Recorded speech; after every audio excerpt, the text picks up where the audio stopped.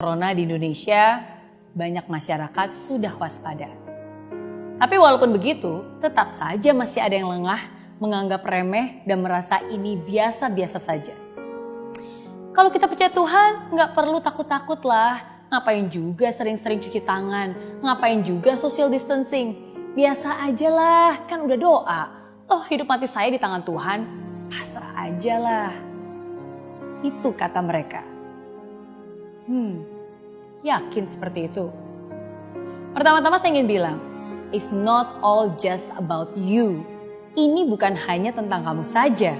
Hidup dan matimu mungkin memang di tangan Tuhan. Tapi jangan sampai tindakanmu mempengaruhi hidup mati banyak orang. Yang kedua, doa memang penting.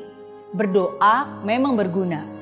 Tapi bukan saja kita harus mendoakan apa yang kita inginkan, tapi kita juga harus mengerjakan apa yang kita doakan. Bijak dalam bertindak. Saya yakin mungkin kamu pernah mendengar cerita ini. Begini ceritanya. Pada suatu hari terjadi bencana di sebuah daerah. Karena hujan turun deras berkepanjangan, permukaan sungai pun semakin lama semakin naik dan akhirnya terjadilah banjir besar. Ketika banjir sudah sampai ketinggian lutut orang dewasa, banyak orang sudah mulai mengungsi dari daerah tersebut. Karena takut kalau permukaan air semakin tinggi. Berbeda dengan yang lainnya, ada pemuda yang tampak tenang tinggal di rumah. Akhirnya datanglah truk penyelamat berhenti di depan rumah pemuda tersebut dan mereka bilang, "Ayo cepat masuk ikut truk ini, nggak lama lagi nih banjir akan semakin tinggi." Tapi pemuda itu menjawab, "Gak apa-apa, tenang aja. Kamu terus aja menolong orang lain.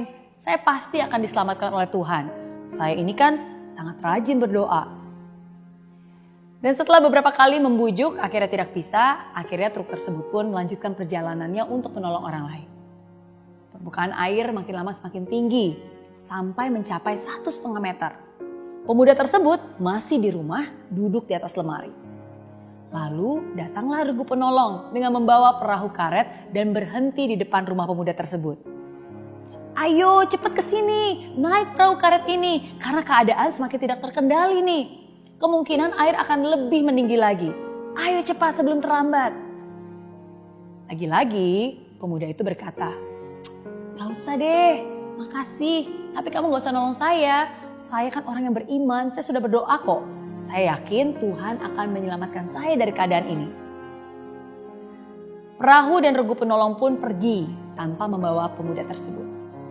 Dan sesuai prediksi, banjir semakin besar dan kali ini sudah banyak rumah yang tenggelam. Air sudah menutupi atap. Dan pemuda itu rupanya masih aja duduk di atas atap sambil terus berdoa. Lalu datanglah sebuah helikopter dan regu penolong. Regu penolong melihat pemuda tersebut, langsung melempar tangga tali dari helikopter dari atas dan terdengar suara dari megafon. "Pak, cepet, ayo, pegang tali itu, naik ke sini sebelum terlambat." Tapi lagi-lagi pemuda itu menjawab dengan berteriak, "Gak usah khawatir, saya ini orang beriman, rajin berdoa. Tuhan pasti akan menyelamatkan saya." Begitu katanya. Dan ketinggian banjir semakin lama semakin naik dan akhirnya seluruh rumah di daerah tersebut terendam seluruhnya. Kamu mungkin bertanya, gimana ya nasib pemuda tersebut? Pemuda tersebut akhirnya mati tenggelam. Dan di alam kematian dia pun dihadapkan pada Tuhan. Nah pemuda ini langsung protes. "Tuhan, aku sudah berdoa kepadamu, selalu ingat kepadamu. Tapi kenapa aku tidak Engkau selamatkan dari banjir itu?" Tuhan pun menjawab dengan singkat, "Aku selalu mendengar doa-doamu. Untuk itulah aku mengirimkan truk, perahu karet, dan terakhir helikopter. Tapi kenapa kamu tidak peduli? Kenapa kamu acuh?" Pemuda tersebut pun menangis. Dia merasa begitu bodoh bahwa dia tidak menyadari pertolongan itu. Tapi apa daya, semua sudah terlambat. Cerita tersebut bisa menjadi relevan dengan keadaan sekarang ini. Kadang sampai saat ini nih, masih saja ada beberapa orang yang acuh dan tidak peduli dan menganggap remeh. Cuci tangan dong, atau setidaknya pakai hand sanitizer lah. Nggak perlu, kan ada Tuhan. Percaya aja lah, hidup mati di tangan Tuhan. Ketika ada teman bilang, jangan salaman dulu. Malah diledekin. Kok jadi orang takut amat sih? Kan ada Tuhan, gak usah takut. Ketika ada saudara dan himbauan yang mengatakan, jangan liburan dulu. Nggak perlu deh jalan-jalan, apalagi kumpul-kumpul orang banyak. Tapi masih ada beberapa orang yang menempis dan bilang, gitu aja kok takut. Buktinya saya keluar juga gak apa-apa kok. Justru nih sekarang mumpung semua tiket hotel murah, enaknya jalan-jalan, mumpung masih muda, sehat pula. Gak apa-apa lah, ngapain juga takut, kan ada Tuhan yang menjaga. Doa saya kuat kok, kamu aja kali yang imannya kurang kuat nih.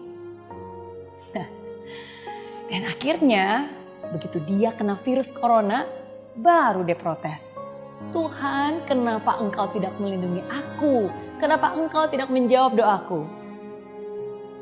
Siapa bilang Tuhan tidak menjawab?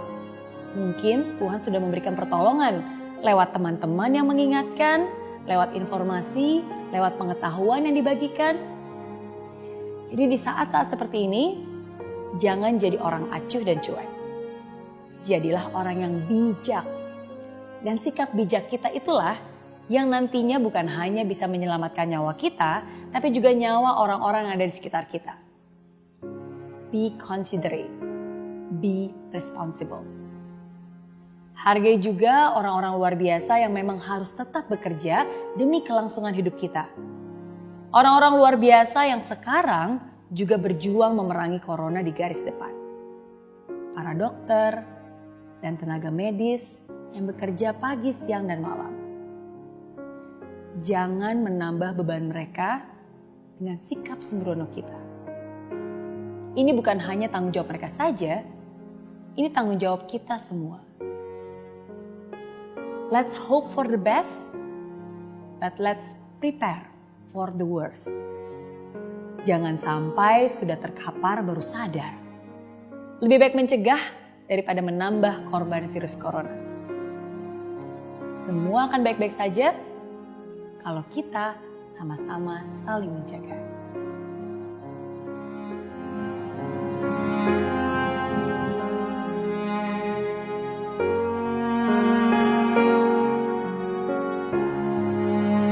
Di aplikasi Mary Riana tersedia lengkap video-video YouTube terbaru saya, artikel yang up to date, post inspirasi, koleksi merchandise, workshop dan seminar yang bisa kamu dapatkan free dan download sekarang juga gratis.